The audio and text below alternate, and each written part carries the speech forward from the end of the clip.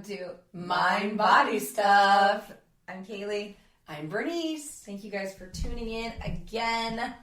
How are you guys out there in podcast land? We missed you. We've missed you. Well, we took 2 weeks off. We took 2 weeks off, but not for you guys. But if I feel like I've missed you even in a week. Our master behind all of this, Michelle, she's on it for us. Yeah. She takes care of all this, all the editing. Thank you, Michelle. I know you're listening. She's our producer. I know you're listening out there. She's our EP. Executive producer. I'm all, what is that? What they Does call she it? have erectile dysfunction? Oh, God, stop. That's D, not P. She's got ED. Oh, I'm sorry. She's our EP. Off to a great start, I can see. Another enlightening podcast on erectile dysfunction. Let's go ahead. We know a lot about that as two ladies here.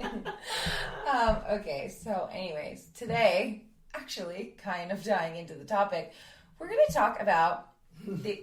Yeah, oddly enough. Huh? Good segue. Very good segue. Segues are everything, just on a side note. There are so many times when we're hosting like a retreat or a workshop or even just a training where it's like you're like looking for the perfect segue to get you into the next topic, and when you or your teammate can just like nail it for you, it's like you get just like this yes inside to be like, no one even knows we're shifting topics because that was perfect. And here we go. Anyways, ED, erectile dysfunction, brings us to the topic of what the experience is living in our bodies. So how do you experience living in this body? And what do you mean by that? What do I mean by that? Good question. So I guess the example that I would like to start with, maybe this is going to help you guys all. It kind of helps me. Most of you know I have a 3-year-old, Huxley. And man, you can learn a lot from your kids. Mm-hmm. So much from your kids. But when I watch her, like, she's so uncoordinated. Okay, she is. So that point aside, She doesn't know she's uncoordinated, though. Well, she falls a lot. So I think she knows the results of it. She doesn't necessarily know she's uncoordinated. But I don't think that Huxley acknowledges, like, her body. I don't think she's made a connection of, like, my tummy is, whatever, or, that's a terrible example. Let me try another one. Like, I think that she just understands that her body is part of who she is, and she doesn't spend a lot of time thinking about her body. I think she's just in her body. Mm-hmm. That is such a good point. I was just thinking, I'll just segue quickly, because I was just... ED. Are we back to ED? Let me talk about erectile dysfunction one more time. But I was just thinking about Reynolds. My son is 11 now and finishing up 5th grade. And I kind of want to call attention to his body. Oh, yeah. But he's not really aware of it yet either, in a weird way. Yes. Because even like, he has a shirt on and the shirt is maybe too tight. Because he's a big kid and I think he's going to get really tall. But he has kind of a big tummy tum. Uh-huh. Big tummy tum.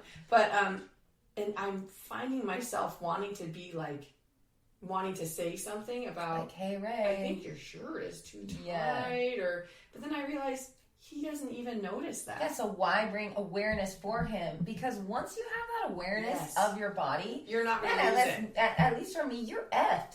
Once that hits, it's like, then you really, and I think for a lot of women, we become consumed with what the experience is of living in these bodies. Mm-hmm. And seeing a 3-year-old, seeing an 11-year-old, just with this complete unawareness. Yeah, like this unknowing of even that their body is something they should be thinking about. Yeah. Huxley does not think about her body. And maybe that's part of the reason why she's super clumsy and falls a lot. That's why I said that's a different point. But not in a way it's like she is unaware. It's just she doesn't. It's not something that she thinks about. I'm sure. Yeah, they don't. It's not part of their inner talk or whatever. No, and so unfortunately, I feel like the inner talk comes from outer experiences. Yes, outer influences, the media, things we hear, the way that people start to talk about different bodies. All that external stuff is what creates our awareness of our bodies. Yes. But so when I watch her and I see her and I so badly want to protect that innocence. Oh, I know, because I worry for Ray because he's starting middle school next year. Yeah. And I know middle school, at least for me, was a time where suddenly I became aware of more of judgments, I think. Oh, and absolutely. your peers became maybe more important than your parents did. There's that shift. As influencers. Yes. And I'm like, uh-oh. So part of me wants to tell him now, like, dude, watch out, because they're going to nail you. They're going to nail you. Tummy tum. Let me bring a little awareness. Let me just destroy your Let me destroy you instead of your peers. But I'm not doing it because obviously, like you're saying, it almost happens, unfortunately, naturally. It does. Without your parent probably participating. Well, unfortunately, I bet a lot of parents are the ones who bring this type of attention, and that's just so sad. It's so horrible. Yeah. Oh, yeah. Oh, my gosh. It's really heartbreaking. But I guess the more I think about this, and even I'm just kind of having this revelation as we talk now, I wonder if we could go our whole lives without having this awareness if we didn't feel the pressure or hear the chatter or see in the images portrayed in the media of what a body is supposed to look like or how a body is supposed to be. Oh, that's such a good point. Like, what if we were just tribal? Well, and that's or what if we lived without media? Yes, or without mirrors. Or without mirrors. Yeah, I mean, mirrors are relatively new, aren't they? Like, within the last 1,000, 2,000 years. I don't know. But I imagine what it would be like. Because do you remember reading all those stories, like, in the, long, long ago, people would see themselves for the first time when they'd look in a lake. Mm-hmm. Still water or something. You'd be like, whoa! Yes. You wouldn't even know what you look like. I mean, in terms of, because now I just see out. You just see out, or you can look down. I can see down my arms and my down your body, but you don't know what your face looks like. No.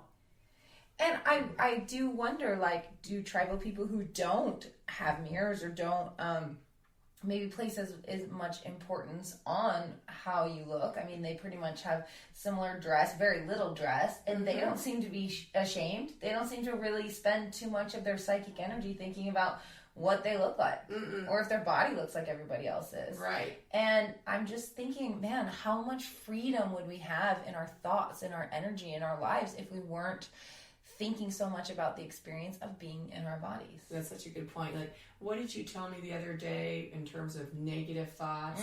Okay, so I was doing some research because, anyways. Because we have a workshop coming up pretty soon. And, exactly. Yeah, we're excited about body love and going from armor to amour.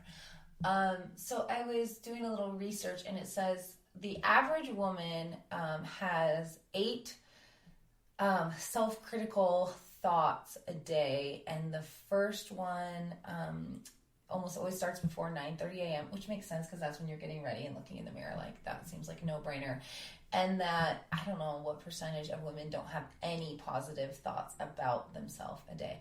And the really pathetic and sad thing, when I heard that it's 8 negative thoughts a day, like, that actually seems really low.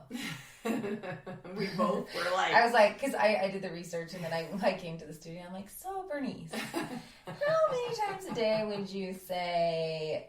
And you said maybe a couple an hour, and that's probably where I'm more at. If I'm just like sitting around, like, I think that they come more frequently than if I'm actually engaged in something else and like using my brain and interacting and whatever, but just like, if I'm not thinking or engaging or like my actively brain, engaged in other ways. And we are in a weird business where we look in the mirror, or a mirror is around us a lot, which isn't bad. I mean, we do have to deal with this, and in terms of how we feel about being in our bodies, and acknowledging why we have such a high frequency of negative thoughts. Yes. About these wonderful gifts. Oh my gosh. Hello. Nothing is wrong with these bodies. Like, they're wonderful bodies. They work. They move. Yeah. They take us places. Yeah, and it's like, okay, so are we just like super susceptible to like media? Is media just like totally killing it with us? Or like, where does this come from, because I feel like you and I are both confident women, and we are healthy, and we have, you know, pretty decent self-confidence. So why would both you and I, well, I don't think I like have a problem with it, I would say. No. I mean, maybe I do. Well, actually, maybe I do now. It's quite a big problem now, Kaylee. But that's crazy. But since Kaylee brought this up, actually, last night I went home, and then I just noticed, because sometimes I was just thinking off the top of my head when you asked me that question, how many times. But then when I went home, I noticed like I had these intrusive negative thoughts about my body coming in like constantly, like every kind of like couple maybe minutes. Don't eat that cookie. Oh yeah. You know, or is my stomach kind of overflowing over my shorts? Is anybody noticing? Yeah. Are they looking at me? Are they judging? I had friends over and we're all just chatting. Are they looking at my stomach thinking, oh, she better not eat that cookie? Yeah. And then when I do grab the cookie, they're like, oh, yeah. Ooh. Maybe bad choice there. Yeah. This is the stuff that goes through my head. I thought how ridiculous. I'm with two good friends, and suddenly I'm off as I'm talking, thinking about, are they looking at my stomach? Well, and the thing is, it's like nobody actually thinks about us as much as we would think that they That's what my dad told me long ago, remember? He was like, how much do you think people think about you? And I was like a 15-year-old at the time, and I'm like, all the time. I said, a lot. And he was like, you know what? I think they're thinking about themselves. Yes, and I think that's so true. Thinking about you, B. And I was like, what? But that's totally true. I'm not thinking about you.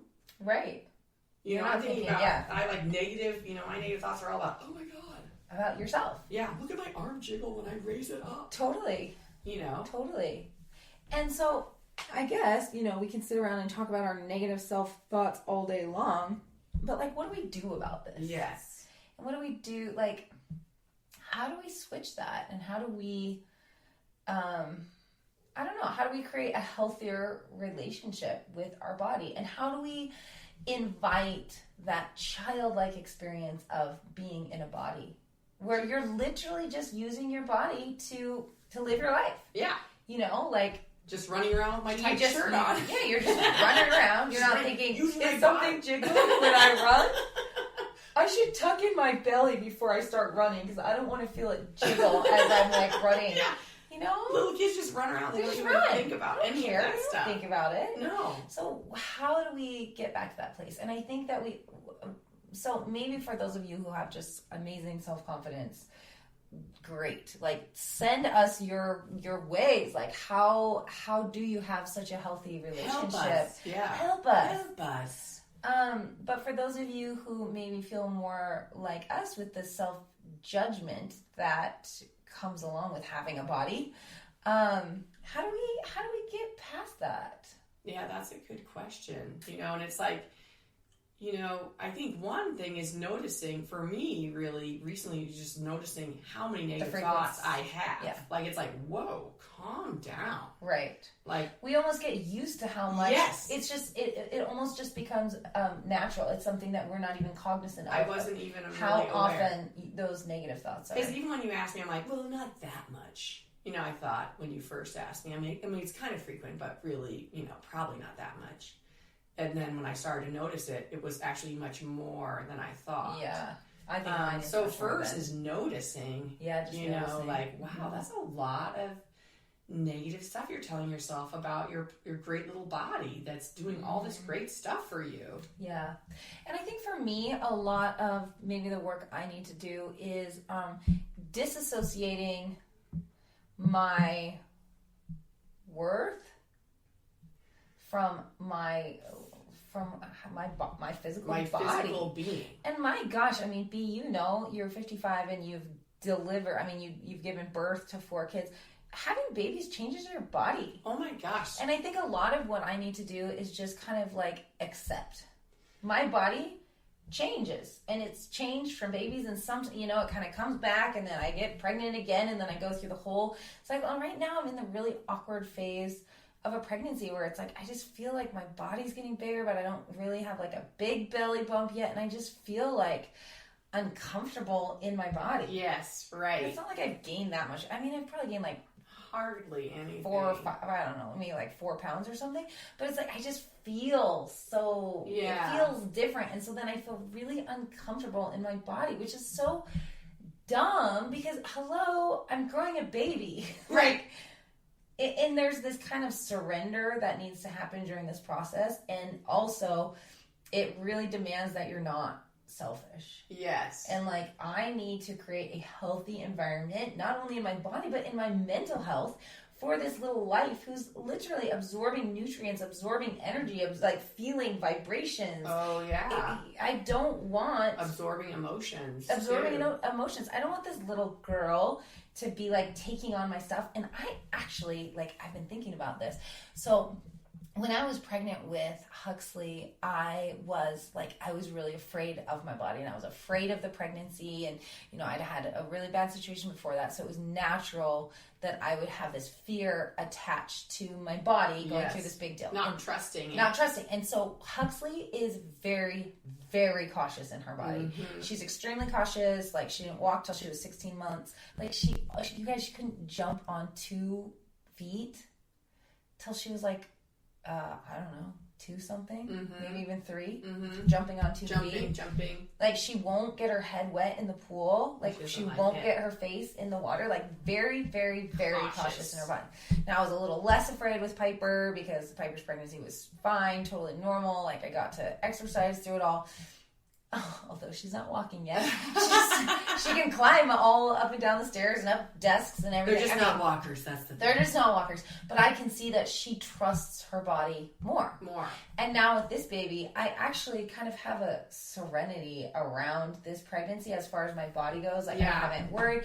I danced with the first. You have much more trust with I have the a lot body. more trust. You're like, we've done this twice before. I know my body can do it. I didn't dance during the first trimester with either of my other girls, and was just really cautious or really fearful, or like every time I'd be done, you know, with class, I'd like, do I feel? Like, do I have cramps? Kind Is of everything hyper-aware okay? of your...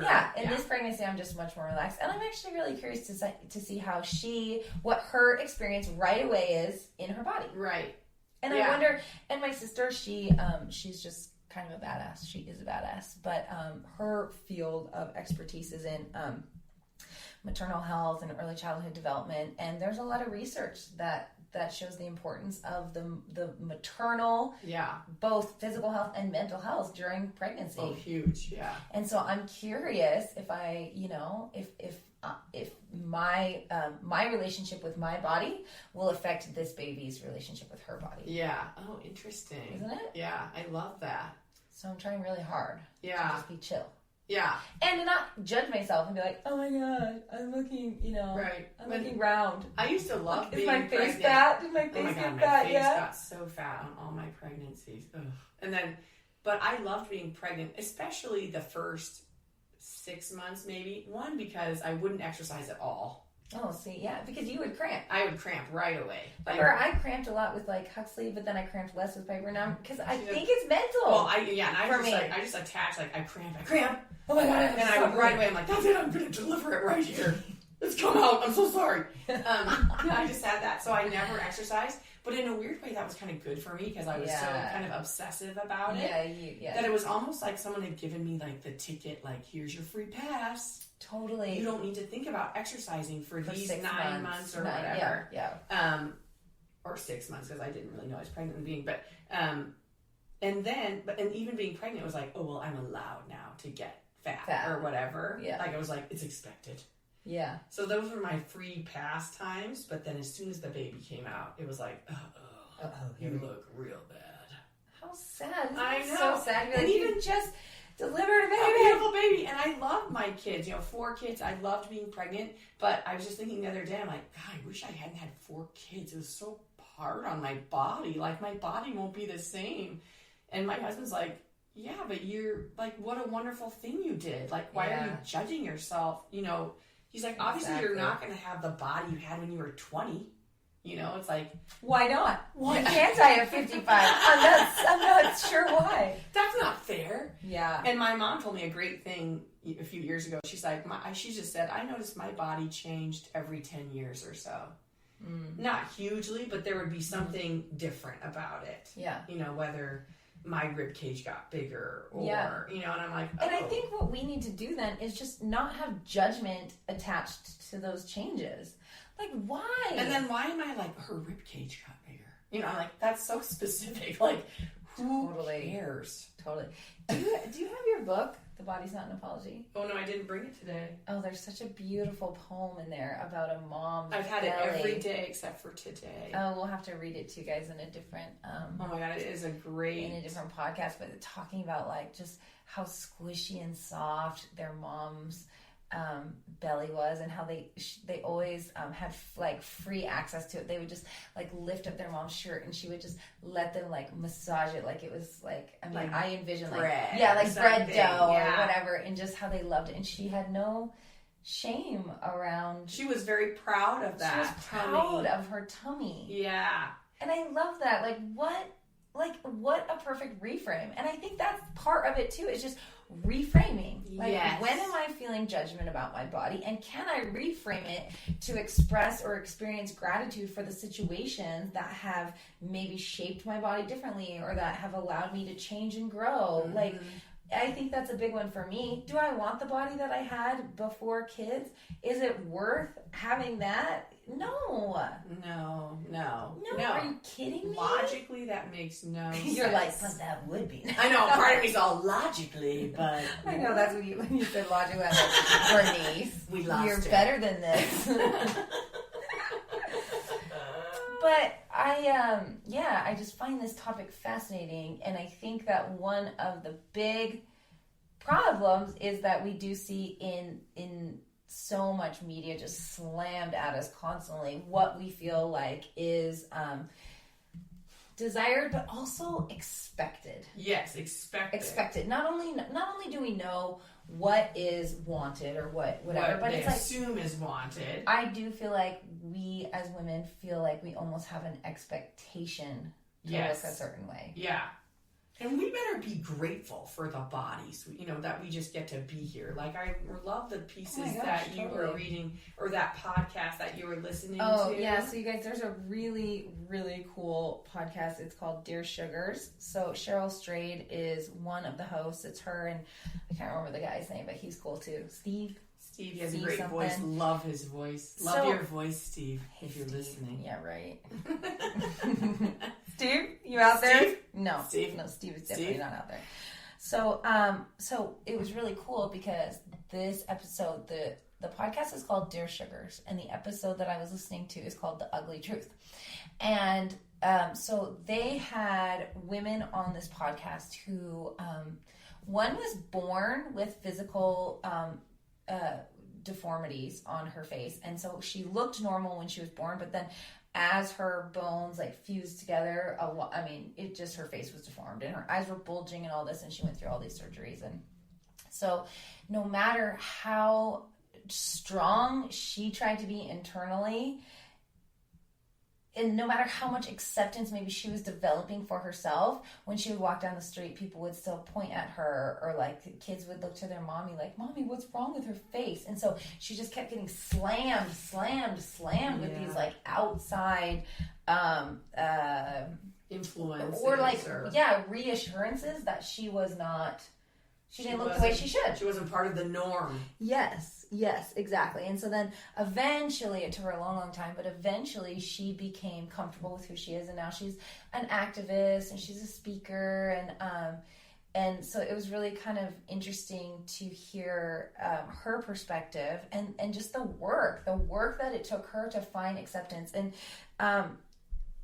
so one of the things that Cheryl said kind of in response is, she said, like, okay, we all have these bodies or these faces or whatever it is that kind of are our recurring negative thoughts, whatever we feel negative about. We all have these bodies or these faces, and it is up to us to figure out how we want to inhabit them.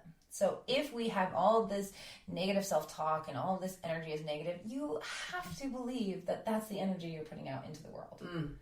Like, you can't put out all of this positive love and light and, all of that when love you yourselves, love myself, and when you have this negativity, this really negative, destructive self-talk and self I don't know, just... And that's a lot of psychic energy being put into Totally. that negativity. And then the question then kind of shifts to like, okay, so how do we make conscious decisions to like live in these bodies, and how do we make the most of it in a way? It's like, what are you gonna let that change or be who you are, or then do you figure out how to be the person inside that body? Mm-hmm. You know, and yes, like I get we are our bodies as well, but sometimes you guys, we can't help any of this. Like, then there was another story of a woman, and she was like, oh my gosh, I used to be like so gorgeous and so confident, and I had all these boyfriends and whatever, and then she had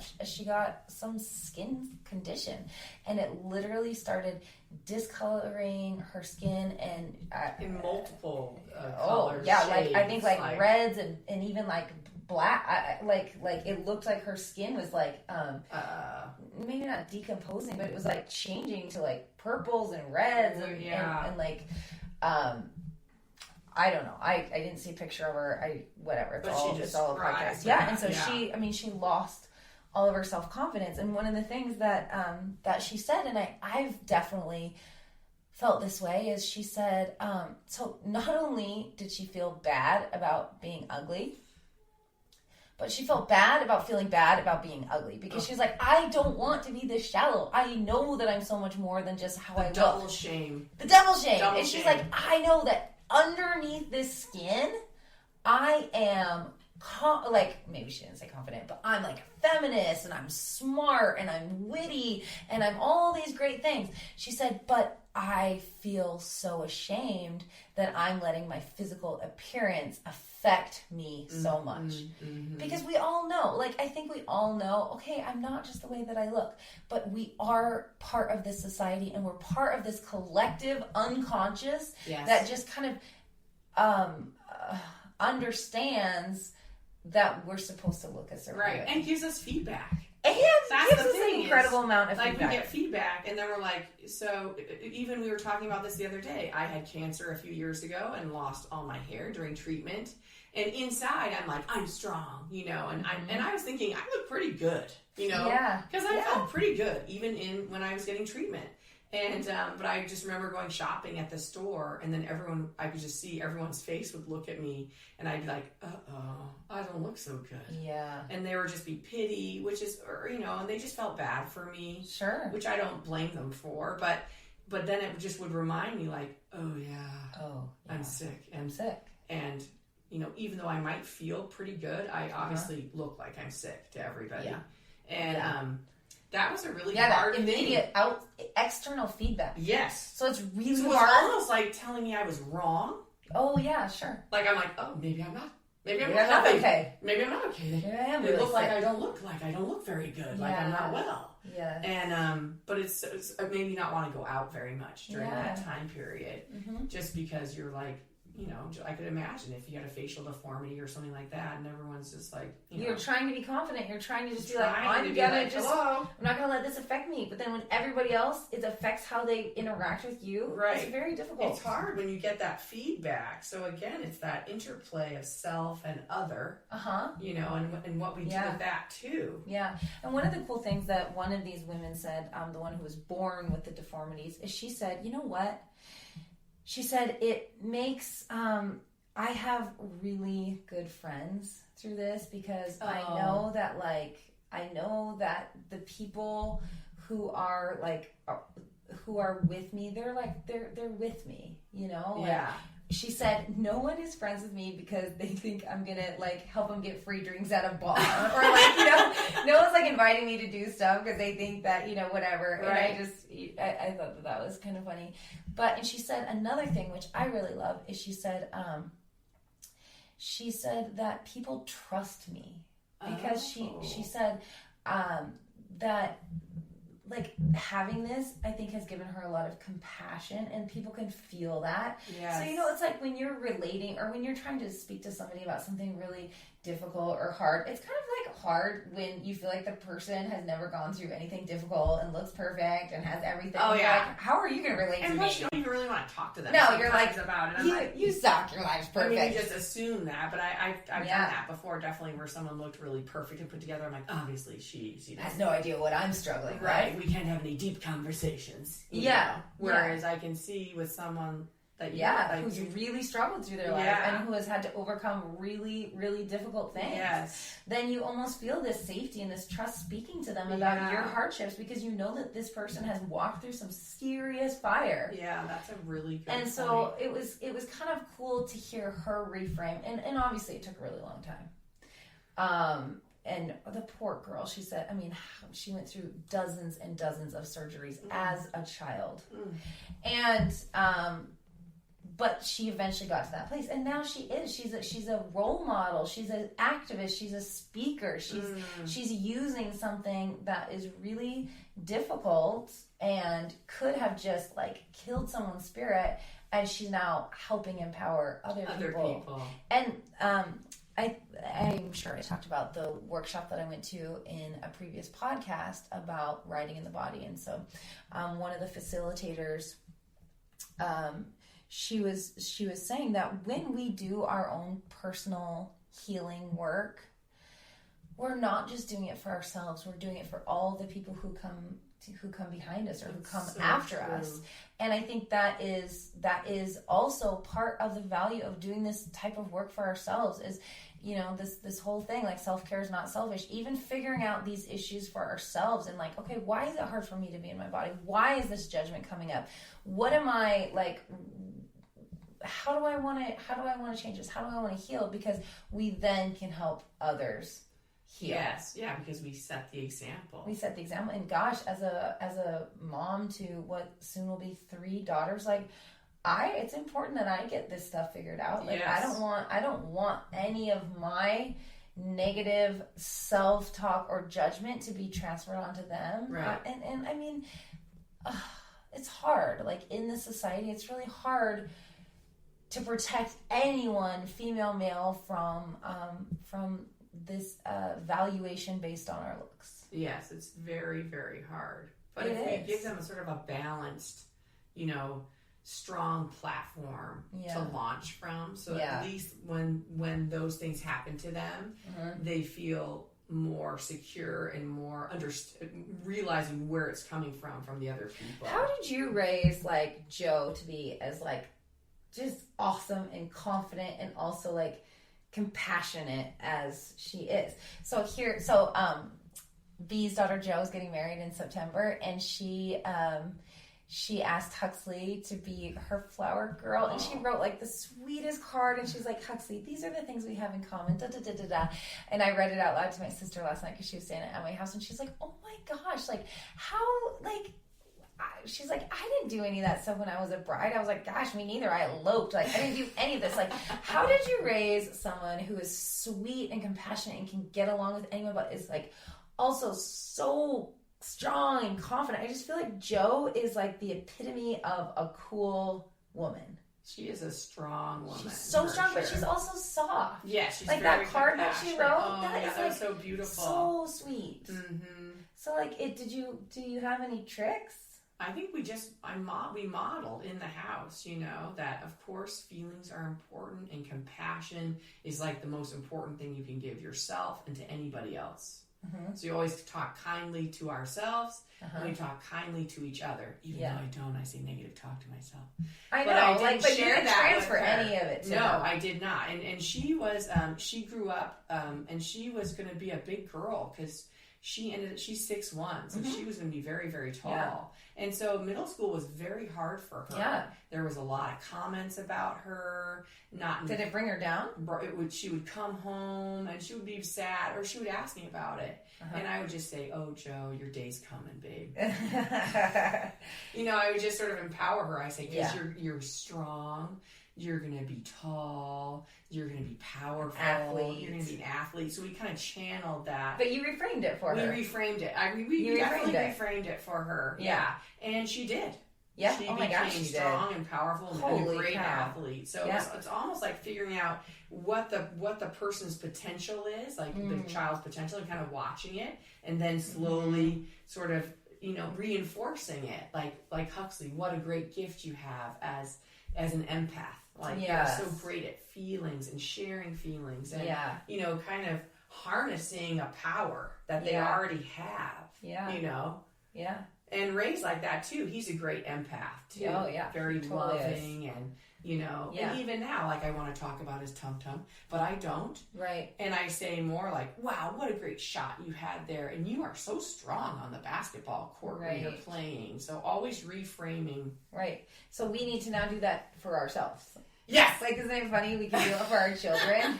But like for us, we're like, I'm not worth it. I'm a fat ass, so whatever. You know, not that it matters, but I'm constantly that negative talk about, look at your stomach and what about your arm, and even though I know that's completely shallow and worthless. It is. And not true. You know, that has no bearing on who I am as a human. Who cares if someone does have a fat stomach? I don't care. It has no bearing on who they are as a person. Totally. Like, and it doesn't even matter. In some cultures, in Hawaii in the old days, before white people came, and right when white people came to the islands, being overweight was a sign of wealth. Well, I think in a lot of cultures, right? Because it meant you have even in Europe, you have access to resources, and that is another thing that we have to be reminded of is it's just what society thinks is like desirable now. Yes, because it was different 100 years ago and 100 years before that. Like, it constantly changes, so we have to work so hard to not get like tunnel vision as to what is right or what is good or what is wanted or what makes us valuable or what, as a woman, am I living up to my responsibility as a woman. And I love all the talk out there. It's like you don't owe anybody like beauty. You don't owe. Oh, I love that. I love that because I even feel, and I'm so much better about it now. I do think that because, I mean, if you guys have seen me, you can tell I don't really put that much effort into it. But I think that there's a lot of us, and maybe I think I have natural good looks or something. I don't know, but it's like, I don't really. But it's like, you don't owe. You don't have to look good. You don't owe that to anybody. You as a woman, you don't have to look good. You can look any way you want, and you're allowed to take up that space great point. In any way. In any capacity. Yeah. Yeah. And I work on that. I do. Like, you know, sometimes I'll get dressed up and like put makeup on, but for the most part, I try really hard to just be like in my own skin. Well, and I have a hang up like, do men find me attractive? Exactly. Like, I'm like, who gives I mean, sorry, I was going to say a bad word, but who gives a crap about that? Like, I know. Do men find me attractive? Because there's something like inside of us that feels like that's our obligation as females to be attractive to males. Now, in a way, I think that part of this does kind of result from being mammals. Yes, animals, just regular animals, like we want to breed or whatever. Yes, and so I do find that maybe some of that is tied on a biological level to that. But guess what? We're smart enough, involved enough to know that, that doesn't need to be like our ruler, our end all and be all. Totally. And also, I think media and whatever has run away with that. Oh, absolutely. Like, and they do it so they can make money. Yeah, and they do make money. They're going to figure out what is actually going to work. Do you not want wrinkles? Do you want your eyebrows to look like that? Do you want them to be raised and kind of filled in? What about your breasts? Do you want them larger? You know, I mean, everything is like, oh my goodness. Totally, but I think that there is this undercurrent to most women that we feel like we need to be attractive. Yes. That it's our duty to be attractive. It's our duty, yes. We have to be.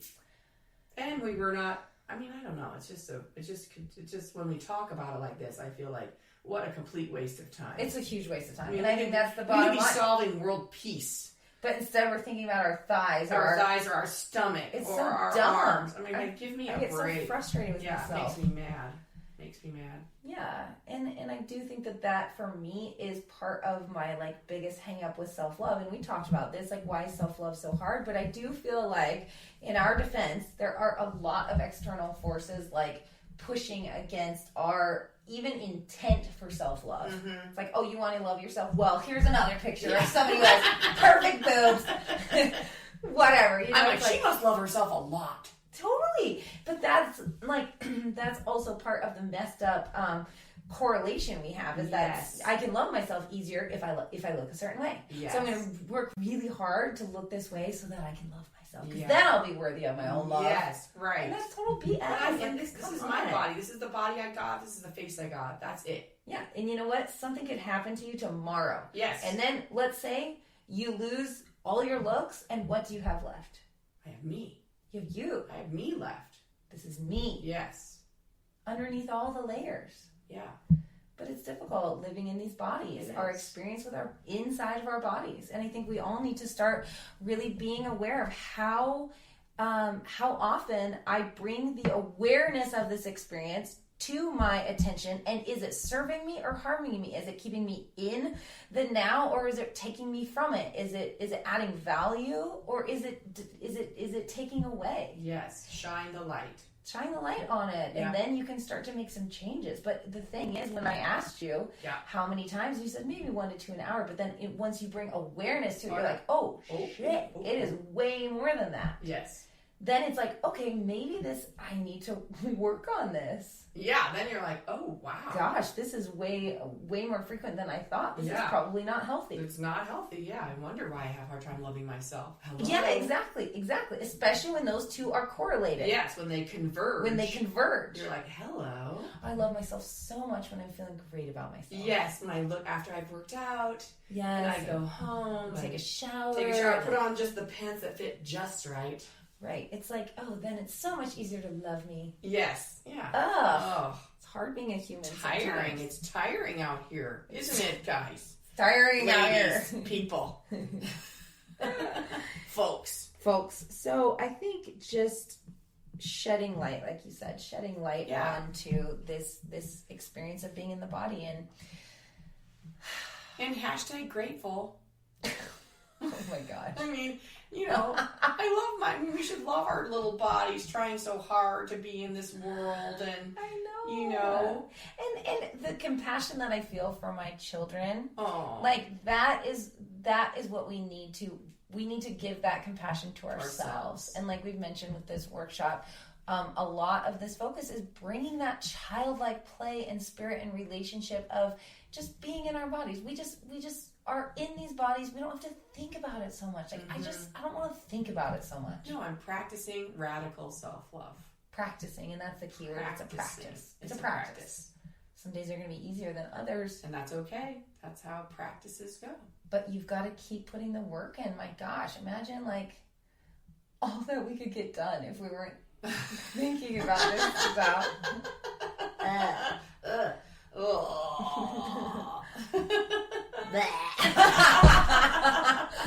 Oh, well. Well, we can't wait to hear from you guys about your thoughts on this. And hey, and don't forget to write in with your questions. We've got a couple great emails so far. We want to get a couple more before we do our special episode.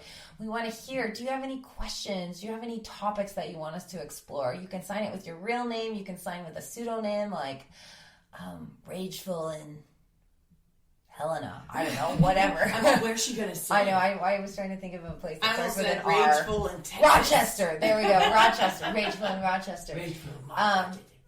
What? I also have a small problem with my mouth. We'll save that one. But Kaylee still loves me, and I love myself. I love me. I love me. Love you guys. Love you guys. Thanks for listening. Yeah. Have a great week. Bye-bye. Bye-bye.